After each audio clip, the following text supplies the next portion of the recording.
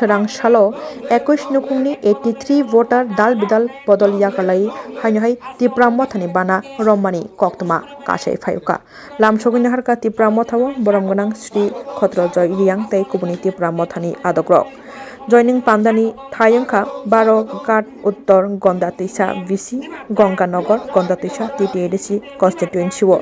bwskango bisi chongbari o bisi chongbari naharino tabukbo TTADC chongbari paimani yagolobo Tripura mothao teruk phai banar mlaimani koktuma kasai tongo সবাইকে নমস্কার। আজকে আমাদের ৪৪ রাইমাবিলি অন্তর্গত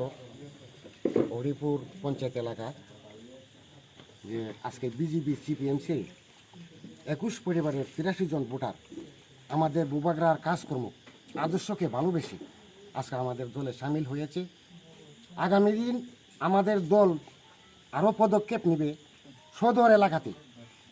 আমাদের দল আগে কাজ করছে পাহাড় এলাকাতে, এক্ষণে আমাদের সদর এলাকার যে বাঙালি অংশের মানুষগুলা হাজারে হাজারে শতে আরও আগামী দিন জয়েন চলবে। আজকেও সদর এলাকাতে জয়েন চলছে, আগেও আমরা করাইছি। আগামী দিন আমাদের এই জয়েন সভা অব্যাহত থাকবে এবং আমাদের একটাই উদ্দেশ্য, আগামী ভিলেজ কমিটি নির্বাচনে বিজেপি সিপিএমকে রাইমাবিলিতে একবার 0-0 করে দিয়ে আমরা এই এলাকাকে পরিচালনা মানুষকে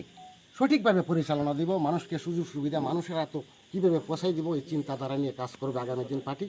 এইটুকুই আমার কথা। গন্ডাছড়া ভিলেজ কমিটির আন্ডারে যে একটি জয়নিং সভা আমাদের অনিল বাড়ির উঠানে তো আজকে যে 21 পরিবারের যে 83 ভোটার যারা সঠিক সময়ে সঠিক সিদ্ধান্ত নিয়ে যে আমাদের পার্টিতে যারা জয়নিং করেছে তাদেরকে আমরা স্বাগতম জানাই এবং তাদেরকে আশ্বাস দেই যে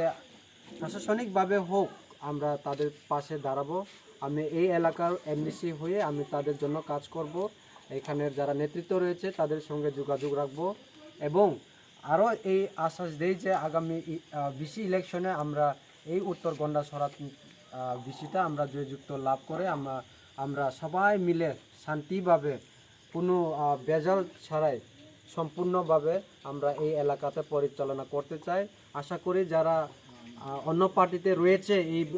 উত্তর গন্ডাছড়ার বিসি আন্ডারে, আশা করি তা সবাই আমাদের এই যে খানসার দাগে, এই যে আমরা একতার দাগে, শান্তির দাগে সবাই